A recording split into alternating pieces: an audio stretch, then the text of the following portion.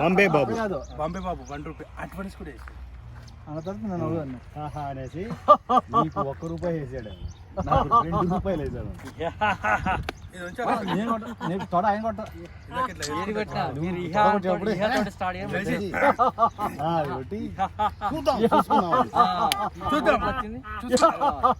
అది మళ్ళొకసారి అది బాంబే బాబు నీకు 1 రూపాయి వేసాడా, నాకు 2 రూపాయలు వేసాడు.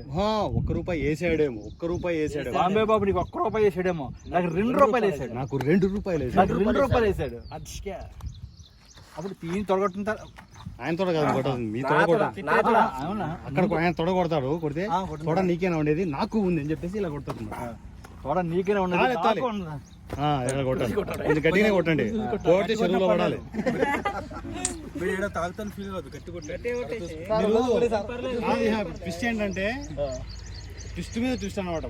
ఒకటి మీ తోడ కొట్టుకోలేదు, పక్కన వాడు తోడ కొడుతున్నారు అని చెప్పి ఆడియన్స్ కనెక్ట్ అయిపోతుంది.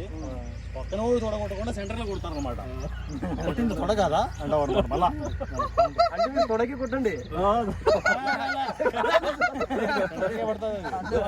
పుట్టింది తొడ కాదా, ఘాట్ పెట్టుకో పిత్రే, ఘాట్ పెట్టుకో.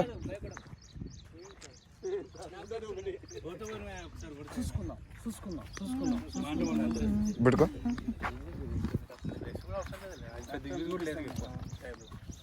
కొంచెం షార్ట్లు ఎక్కువే ఉంటాయి, కొంచెం ప్రిపేర్ అవ్వండి మెంటల్లీ. రైట్, షార్ట్ చేసి దాని తర్వాత చూసుకుందాం. సీరియస్ అవుతాడు. సీరియస్ అవుతున్నావా?